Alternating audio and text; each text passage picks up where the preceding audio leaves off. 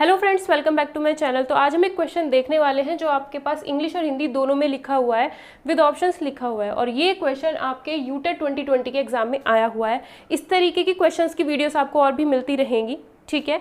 तो पहले हम इस क्वेश्चन को समझते हैं, ज़्यादा टाइम वेस्ट ना करते हुए, ठीक है। ये क्वेश्चन समझना है और इसका जो भी कंसेप्ट होगा, इस टाइप का कोई भी क्वेश्चन आए आप आराम से कर पाओगे, ठीक है।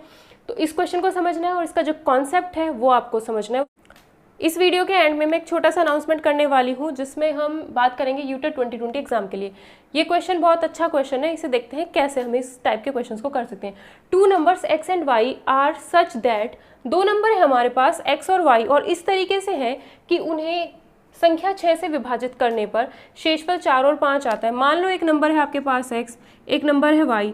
आपने क्या किया, इस 6 से x को डिवाइड किया, फिर y को भी 6 से ही डिवाइड करना है, तो आपके पास कुछ ना कुछ रिमाइंडर बचेगा। यहाँ पर भी आपके पास कुछ ना कुछ रिमाइंडर बचेगा, वही उसने दे रखा है, ठीक है। यही कहा है 2 number x and y are such that when they are divided by, जब उनको डिवाइड किया जाता है 6 से, लीव्स रिमाइंडर 4 एंड 5 रिस्पेक्टिवली। पहले 4 आता है, भाई जो पहले लिखा है ना, x के लिए 4 रिमाइंडर आता है, y के लिए 5 रिमाइंडर आता है, अगर x और y को 6 से डिवाइड किया जाता है, ठीक है। तो x और y को 6 से डिवाइड करने पर r1 r2 रिमाइंडर आ गए। r1 r2 की वैल्यू उसने कहा है कि 4, और r1 की वैल्यू 4 का है और r2 की वैल्यू 5 का है। पहले इसको पूरे कॉन्सेप्ट को समझना, ठीक है। उसके बाद कैसे हम इसे डायरेक्ट करेंगे वो भी बता दूंगी, ठीक है। Then the remainder obtained when x square plus Y square is again divided by 6। अभी हमने अलग अलग डिवाइड किया, अब हमें क्या करना है, एक्स स्क्वायर, ये जो नंबर था उसका स्क्वायर करना है, ये जो नंबर था उसका स्क्वायर करना है। अब इसको हमें 6 से ही डिवाइड करना है, तब रिमाइंडर क्या आएगा वो चीज़ वो पूछ रहा है। तो ऐसे केसेस में करते क्या है, इसका कंसेप्ट समझो, सीधी सीधी बात। करना तो कुछ नहीं है इसमें, वो बाद में बता दूंगी, ठीक है। जैसे मैंने यहाँ पर 13 ले लिया, x की वैल्यू ली मैंने 13 नहीं 16 ली है मैंने, x की वैल्यू ली है हमने 16। तो अगर मैं 6 से इसको डिवाइड करूंगी, 6 2 जा 12 और रिमाइंडर 4 आएगा। मैंने जानबूझकर ऐसा नंबर लिया है जिसमें रिमाइंडर 4 ही आए, ठीक है। अब मैंने क्या किया, y की वैल्यू 17 ली है।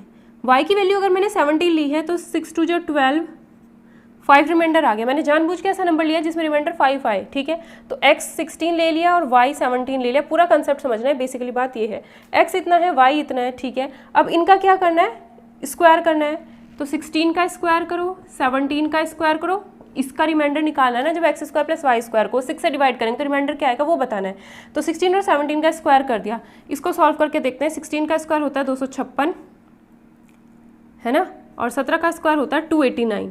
इसको हमें 6 से डिवाइड करना है, इस वैल्यू को 6 से डिवाइड करके रिमाइंडर बताना है। तो पहले से जोड़ लेते हैं, 9 6 हो गया 15, ठीक है, और 5 और 8 13, और एक 14, 2 2 4 और एक 5, यानी 545 को डिवाइड करना है। तो जब 6 से हम 545 को डिवाइड करेंगे, 6 9 जा 54, और यहाँ पर क्या आया, ये 5 रिमाइंडर जाएगा ही जाएगा, भाई 0 टाइम्स चलोगे, सीधा सीधा ये 5 उतर गया, तो रिमाइंडर क्या आएगा, 5 ही आएगा हमारा रिमाइंडर, ठीक है। तो हम कह सकते हैं कि अगर हम 16 को, डायरेक्ट तरीका बताऊंगी अभी करने का, ठीक है। तो हमने एक 16 नंबर लिया, उसको हमने डिवाइड किया तो रिमाइंडर 4 आ रहा है। 17 लिया, उसको डिवाइड किया तो 5 रिमाइंडर आ रहा था। फिर मैंने क्या किया, 16 और 17 का जो स्क्वायर किया उसका सम निकाला, 545 आया, उसको फिर 6 से डिवाइड किया तो रिमाइंडर मेरे पास 5 आया। क्लियर इतनी बात। तो मेरा आंसर क्या होगा, मेरा आंसर इसका 5 होगा। बेसिकली अब ये सोचना सबके बस की बात नहीं है, छोटी चीज़ों में तो सोच पाओगे लेकिन बड़े क्वेश्चन में नहीं सोच पाओगे कि यहाँ पे 16 लेना है, यहाँ पे 17 लेना है, ठीक है। तो हम करेंगे क्या, हम सीधा सीधा, अभी हमने थोड़ा इसे लेंदी किया है तो कंसेप्ट समझने के लिए ऐसा किया है। अगर हम इसे छोटे तरीके से करना चाहें तो हम क्या करेंगे, इसके अंदर कुछ नहीं करना। अगर ये हमारे पास रिमाइंडर था और ये रिमाइंडर था, हमें नहीं पता ये कुछ भी हो, नंबर कुछ भी हो, हमें रिमाइंडर पता है 4 और 5 क्या था।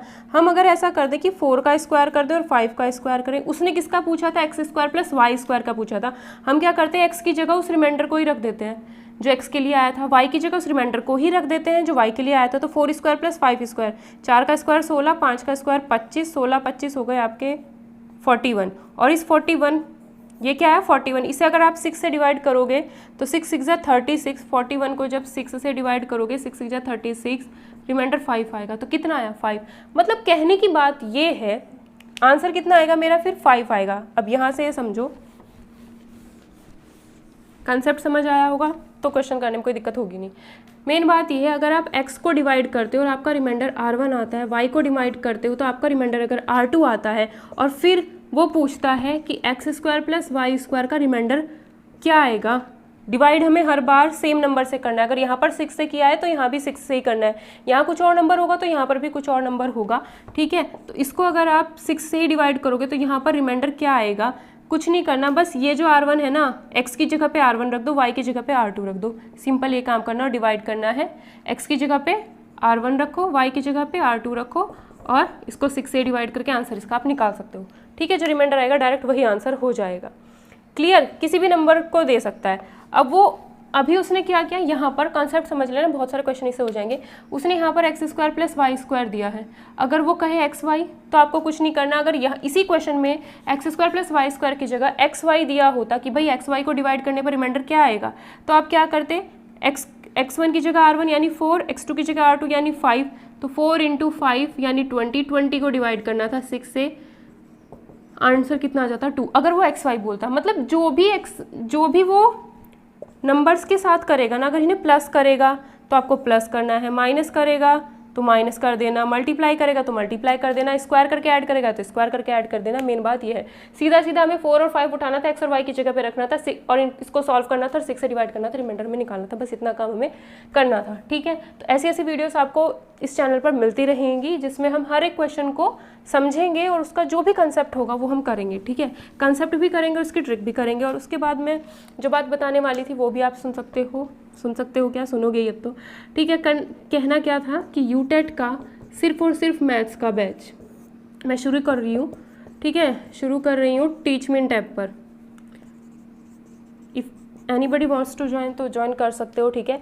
यूटेट का मैथ्स का बैच टीचमेंट एप्लीकेशन पर शुरू कर रही हूँ और जिसकी फ़ीस आपकी 499 रुपीज़ रहेगी। अगर आप पेपर 1 और पेपर 2 दोनों को पढ़ना चाहते हो, ठीक है।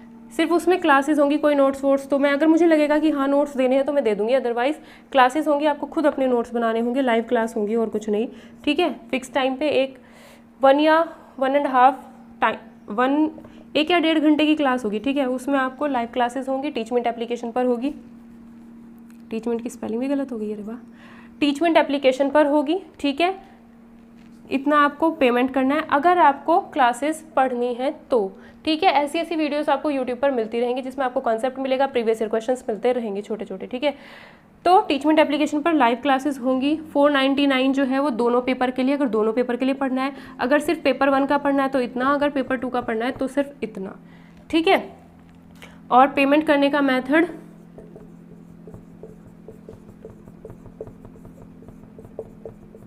ये रही आईडी। अगर आपको पढ़ना है तो इस आईडी पर आप गूगल पे या फिर मेरा गूगल पे ही है ये, ठीक है, या फिर फ़ोन पे से पेमेंट कर सकते हो इस आईडी के थ्रू।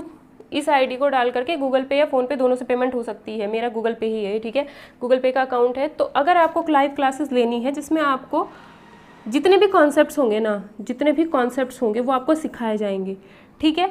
और प्रैक्टिस क्वेश्चंस भी उसमें आपको मिलेंगे कि प्रैक्टिस क्वेश्चन कहाँ से करने हैं, कैसे कैसे प्रैक्टिस करनी है, और जो भी मतलब सिर्फ मैथ्स का होगा, ये ध्यान रखना। और मैथ्स के कितने क्वेश्चन आते हैं एग्जाम में ये भी ध्यान रखना।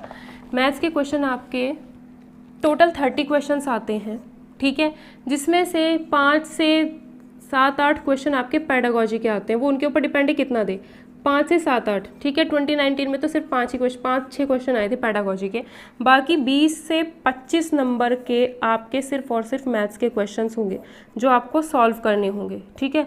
20 से 25 क्वेश्चन आपके सिर्फ और सिर्फ मैथ्स के होंगे जो आपको सॉल्व करने होंगे, तो वो यहाँ पर कवर कराए जाएंगे। जो 20-25 नंबर का आपका मैथ्स का होगा पोर्शन वो आपको यहाँ पर कवर कराया जाएगा। अगर दोनों का लेते हो तो इतने में पड़ेगा, अगर अलग अलग लेना है तो इतने में। पेमेंट करने के लिए आईडी मैंने आपको बता ही दी। पेमेंट करने के बाद इस नंबर पर आपको स्क्रीनशॉट भेजना है, ठीक है, विद योर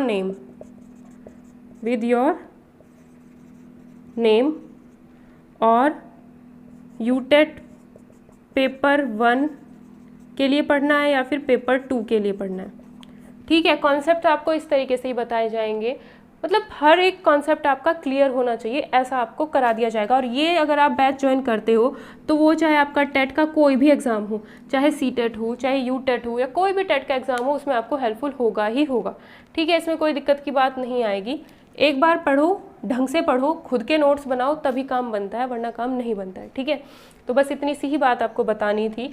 ऐसे ऐसे क्वेश्चंस की वीडियोस आपको मिलती रहेंगी जिसमें आपको कॉन्सेप्ट सिखाए जाएंगे। ठीक है, बाकी जो अनाउंसमेंट थी वो मैंने कर दी है, वो आप अगर आपको पढ़ना है तो आप देख सकते हो। ठीक है, बट मैथ्स का मैं आपको बता दूँ, अगर मैथ्स पढ़ना होता है ना, अगर मैथ्स पढ़ना होता है तो पहले सारे बेसिक्स आने चाहिए। ये क्वेश्चन है, डायरेक्ट बता दिया, समझ आ गया होगा, क्योंकि पहले मैंने इसका पूरा बेसिक करके बताया, एक्स और वाई की जगह कोई अलग से नंबर लेकर के आपको करके दिखाया है। तो पहले मैथ्स को अगर मजबूत करना है तो पहले सारे बेसिक्स आने चाहिए। बेसिक्स आते हैं, अब ये तो यानी 100% मैथ्स तो किसी को आने से रही, ठीक है, 100% मैथ्स किसी को नहीं आएगी। ठीक है, बस इतना है कि प्रैक्टिस, कुछ कुछ चीज़ें नई नई चीज़ें शामिल होती रहती हैं, हमारे सामने आती रहती है, तो उनको हम देख के कर सकते हैं, ऐसा हो सकता है। ठीक है, बेसिक्स आने चाहिए, बेसिक्स के बाद आपकी प्रैक्टिस होनी चाहिए बढ़िया। प्रैक्टिस अगर बढ़िया होगी तभी आप क्वेश्चंस कर पाओगे, अदरवाइज नहीं कर पाओगे। ऐसी ऐसी चीज़ें याद रखनी पड़ती हैं, तब जाके एग्जाम में क्वेश्चन जल्दी हो पाता है, वरना नहीं हो पाता है। ठीक है, तो सारी चीज़ें आपको सिखाई जाएंगी, डेमो से आप समझ ही गए होंगे। ठीक है, और छोटी छोटी ऐसी वीडियोज़ आपको मिलती ही रहेंगी। ठीक है, तो इस वीडियो में इतना ही, मिलते हैं नेक्स्ट वीडियो में। अगर आपको ये वीडियो पसंद आती है तो प्लीज़ इस वीडियो को लाइक कर देना, और अगर आप चैनल पर पहली बार आए हैं तो प्लीज़ इस चैनल को सब्सक्राइब कर लेना और बेल आइकन को प्रेस कर लेना, ताकि जो भी वीडियो अपलोड होगी उसका नोटिफिकेशन आपको साथ के साथ मिलता रहेगा। ठीक है।